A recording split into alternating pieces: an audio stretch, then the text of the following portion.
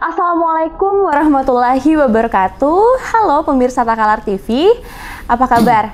Semoga kita senantiasa diberikan kesehatan dan juga keberkahan dalam menjalankan aktivitas sehari-hari.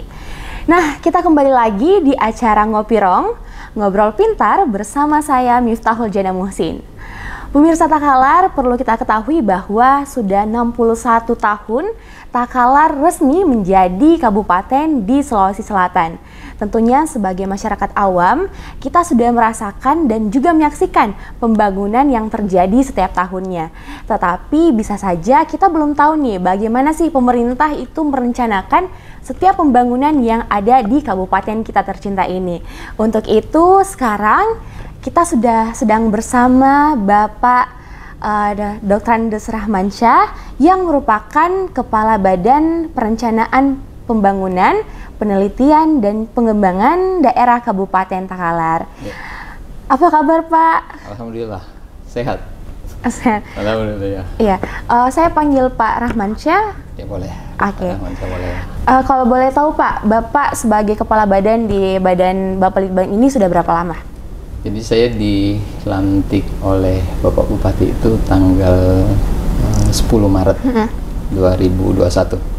Jadi di kisaran mungkin sekarang itu di kisaran 3 bulan ya, 3 bulan masuk 4 bulan lah insya Allah.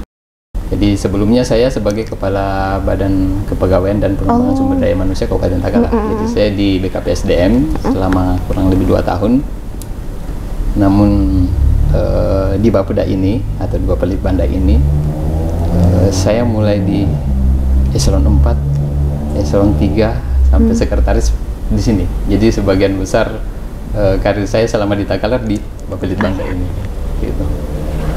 Oh, berarti Bapak sudah cukup baru di sini, namun pengalaman di Bapelitbang ini berarti sudah banyak ya Pak? Ya, saya sejak hampir di semua bidang yang ada di Bapelitbang ini saya pernah menjabat di situ. Jadi termasuk sebelum sebagai kepala badan pernah menjadi kepala sub bidang di bidang sosial, kemudian pernah juga jadi sub bidang di bidang perekonomian waktu itu sebelum perubahan struktur, kemudian menjadi kepala bidang penelitian dan pengembangan. Sampai ke sekretaris Bapelitbang kemudian kembali jadi kepala Bapelitbang Kabupaten Takalar. Berarti Bapak sudah hafal nih apa-apa saja yang ada di Bapelitbang ini pastinya Pak? Ya, sudah menguasai lah dengan lingkungan kerja insya Allah bisa lebih cepat karena memang teman-teman yang ada sekarang juga pada dasarnya adalah teman-teman saya juga sejak awal. Walaupun ada perubahan personil tapi itu kita bisa cepat beradaptasi dengan teman-teman yang ada di jajaran Bapelitbang Kabupaten Takalar. Nah, hari ini kita mungkin akan bicara sedikit santai ya Pak, terkait dengan apa-apa saja sih perencanaan ataupun pembangunan yang ada di Kabupaten Takalar. Namun sebelumnya kita mungkin mau tahu nih Pak, apa-apa saja yang ada di Badan Bapelitbang ini, atau apa saja yang menjadi ranah kerja di Bapelitbang.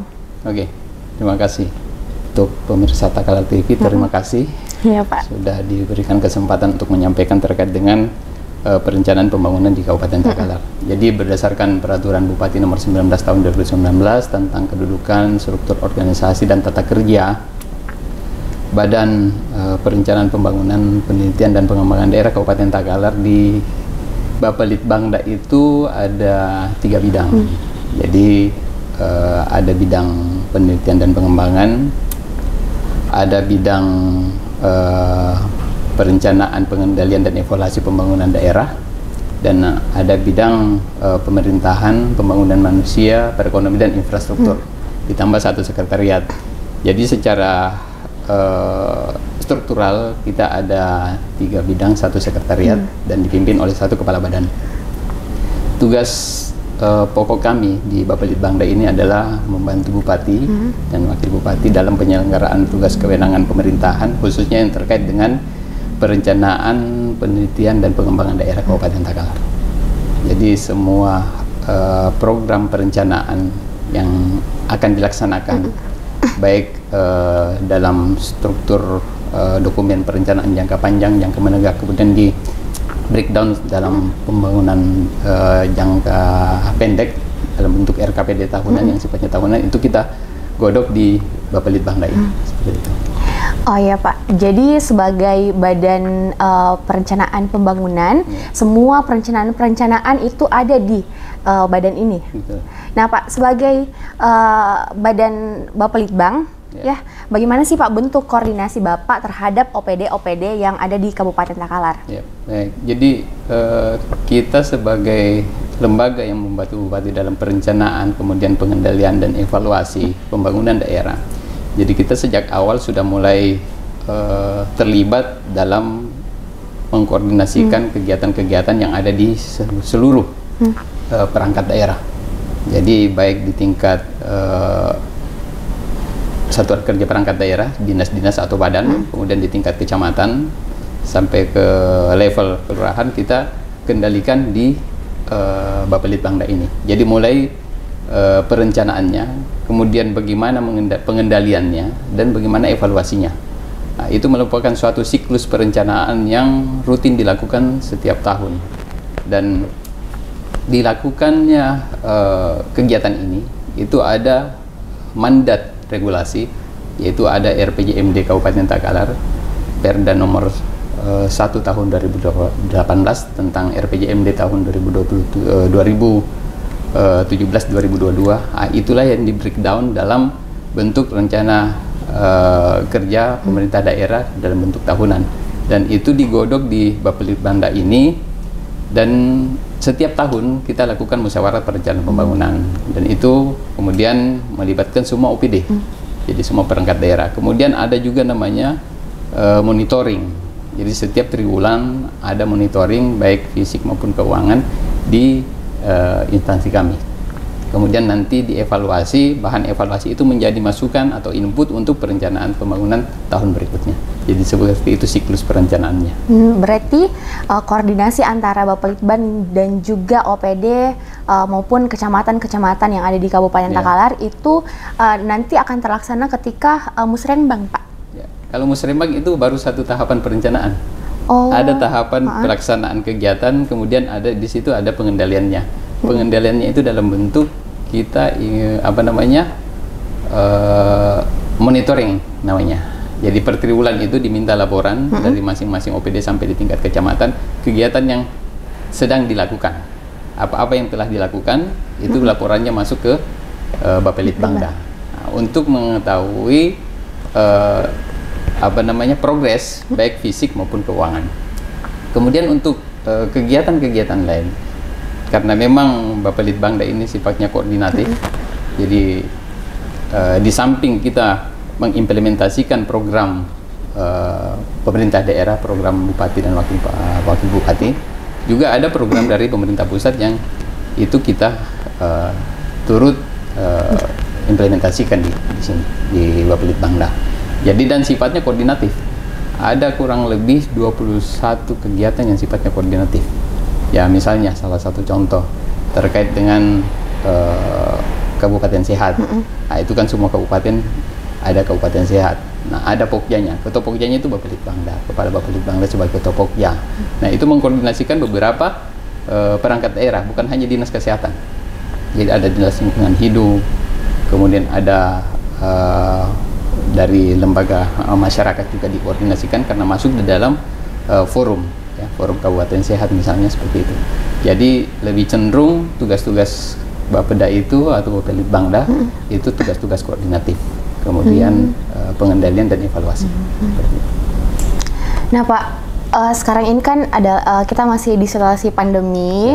Tentunya ada hal-hal yang membuat kita bukan hanya dalam sektor kesehatan tapi juga ekonomi. Nah, untuk di bidang pembangunan ini, apakah ada kendala-kendala tersendiri yang dihadapi oleh Bapelitbang ini, Pak? Ya, jadi sebenarnya secara nasional ini merupakan tugas dan tanggung jawab kita semua. Jadi Bapelitbang termasuk juga dalam satu bagian dari Satgas COVID, gitu. Kemudian bagaimana efeknya terhadap pembangunan? Iya, ketika anggaran dan kegiatan itu semua fokus ke penanganan COVID, makanya ada yang dikatakan refocusing anggaran, itu berdampak juga di kegiatan yang telah kita susun sebelumnya. Karena sebelumnya kita tidak merencanakan ada COVID ini, ya kan? Tetapi dalam kenyataannya kita harus fokus untuk penanganannya, sehingga ada anggaran kita juga terkoreksi, direfocusing juga, dan itu pasti mempengaruhi kinerja. Yang awalnya kita target 100%, pasti itu berpengaruh terhadap pencapaian target kinerja. Dan itu juga hampir di semua perangkat daerah, semua dinas maupun badan di Takalar ikut terkena dampak refocusing anggaran itu, sehingga target-target kinerja yang diharapkan yang telah disusun tahun sebelumnya pasti terkoreksi. Dan ini biasanya nanti di dalam siklus perencanaan dan penganggaran ada namanya untuk perubahan anggaran. Nah, disitulah kita menyesuaikan target-target kinerja kita. Ketika itu memang bisa dilakukan adanya perubahan anggaran seperti itu. Nah, pemirsa Takalar TV, ternyata situasi pandemi ini juga mempengaruhi pastinya pembangunan yang terdapat di Kabupaten Takalar. Nah, Pak, untuk terkait program 22 Bupati dan Wakil Bupati Takalar, seperti apa sih bentuk sinergitas antara Bapelitbang terhadap P22 ini, Pak? Ya, oke. Jadi program prioritas pemerintah daerah itu yang lebih dikenal dengan P22 atau 22 program prioritas atau 22 program unggulan, itu di awal digodok dalam dokumen perencanaan RPJMD. Jadi 22 program unggulan itu sudah masuk di dalam RPJMD dalam Perda nomor 1 tahun 2018, dan itulah jadi acuan kita dalam implementasi penyusunan perencanaan dan penganggaran kegiatan. Nah, ada beberapa OPD yang terlibat khususnya di dalam implementasi program 22 itu, dan kami di Bapelitbangda adalah mengontrol ketika direncanakan, karena sudah ada di dalam dokumen RPJMD, dia harus masuk di dalam Renstra masing-masing OPD, kemudian dia terjabarkan di dalam perencanaan tahunan di Renja atau rencana kerja masing-masing OPD yang terkait langsung dengan program 22 dari Bapak Bupati dan Wakil Bupati, seperti itu. Jadi secara keseluruhan kita tidak bisa mengambil pukul rata bahwasanya rata-rata capaian seperti ini, karena itu bisa bias efeknya ketika kita merata-ratakan secara total. Nah, karena 22 program unggulan ini punya segmen yang berbeda, ya kan? Ya, misalnya untuk yang pertama itu kan bantuan 1 ekor sapi per kakak. Misalnya itu sekarang capaiannya sudah 53%, di kisaran 53% dari target 6.000 ekor sampai 5 tahun, seperti itu. Demikian pula dengan bantuan di sektor perikanan, itu juga bahkan sudah mencapai di sasaran kelompoknya. Kalau yang data yang masuk di kami itu sudah capaiannya 100% kalau dari Dinas Perikanan terkait dengan bantuan untuk nelayan, ya, seperti itu. Dan program-program yang lainnya. Jadi memang sebenarnya Bapeda itu mulai dari tahap awal perencanaan sampai tahap penganggaran, bahkan monitoring evaluasinya itu terlibat untuk mengendalikan program prioritas ini supaya pada saat 5 tahun ke depan finish di 2022 itu bisa terrealisasi. Harapannya seperti itu, dan kamilah ini yang mulai dari penganggaran, pengendalian, dan evaluasinya nanti yang terlibat di dalam program prioritas Bapak Bupati yang dikenal dengan P22 tersebut. Berarti seluruh P22 itu dikoordinasikan tetap di Bapelitbang ini, Pak? Betul. Jadi koordinasinya tetap di Bapelitbangda, namun secara teknis pelaksanaan operasionalnya ada di dinas teknis masing-masing. Nah, pemirsa Takalar TV, ternyata untuk program 22 Bupati maupun Wakil Bupati Takalar itu dikoordinasikan seluruhnya ke Badan Perencanaan Pembangunan, Penelitian, dan Pengembangan Daerah Kabupaten Takalar. Nah, Pak, harapan Bapak sendiri terhadap pembangunan yang ada di Kabupaten Takalar selaku Kepala Badan Bapelitbang, Pak, apa saja? Ya, tentunya harapan kita sesuai dengan visi misi Kabupaten Takalar, yaitu unggul, sejahtera, dan bermartabat, adalah pencapaian visi misi itu. untuk 5 tahun ke depan. Tetapi kalau kita dalam spektrum yang lebih luas, yaitu kalau tujuan berbangsa dan bernegara ada namanya di alinea ke-4 ya. Di pembukaan itu adalah mencerdaskan kehidupan bangsa dan seterusnya. Itu harapan kita. Nah, kondisi Takalar saat ini ada salah satu tolak ukur yang dipakai adalah indeks pembangunan manusia. Nah, itulah yang tolak ukur yang dipakai baik secara nasional maupun internasional untuk mengukur tingkat kesejahteraan warga negara, seperti itu kurang lebih. Harapan kita ke depan posisi Takalar bisa lebih baik. Saat ini kita ada di urutan 22 ya dari 24 kabupaten kota di Sulawesi Selatan. Itu yang menjadi PR kita bersama, bagaimana indeks pembangunan manusia ini bisa lebih meningkat dan signifikan terhadap kualitas pembangunan manusia di Takalar. Artinya kita ingin bahwasanya peningkatan IPM itu memang betul-betul mencerminkan peningkatan kualitas sumber daya manusia dan pembangunan manusia yang ada di Takalar. Bukan karena jangan sampai itu juga menjadi bias ketika angka IPM tinggi namun masih terdapat ketimpangan di dalam masyarakat kita. Nah, harapan kita bagaimana perencanaan, karena bagaimanapun juga hasil akhir dari suatu program tidak terlepas dan sangat penting ditentukan bagaimana kualitas perencanaan itu dilakukan. Orang bijak mengatakan seperti ini, ketika Anda gagal dalam perencanaan berarti Anda sendiri yang merencanakan kegagalan itu. Oke. Yang kita pegang.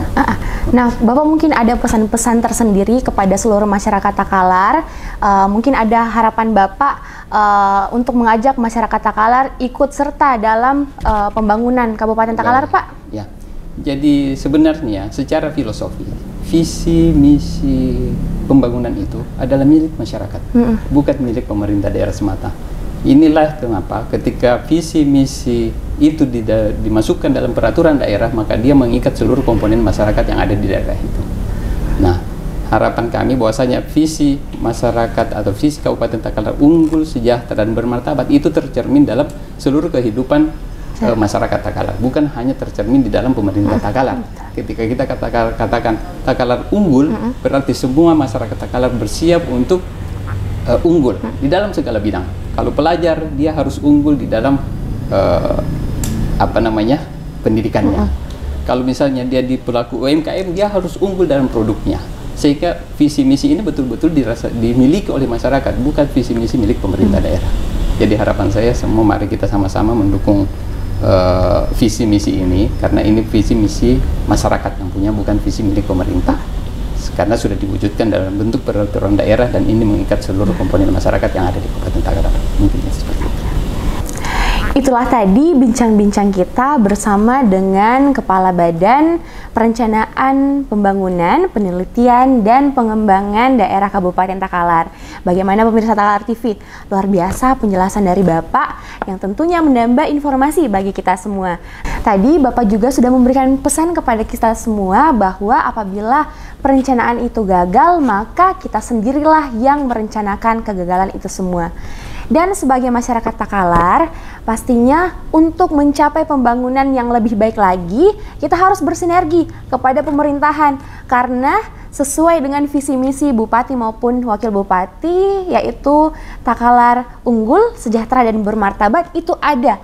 Dan kita semua harus mendukung visi misi dari Bupati maupun Wakil Bupati Takalar, yaitu untuk mencapai Takalar yang unggul, sejahtera, dan bermartabat. Saya Miftahul Jana Muhsin, pamit undur diri. Mohon maaf Pak apabila ada kesalahan. Terima kasih banyak atas waktu Bapak. Sampai jumpa di Ngopirang selanjutnya. Wassalamualaikum warahmatullahi wabarakatuh. Takalar TV, Bajina Takalar.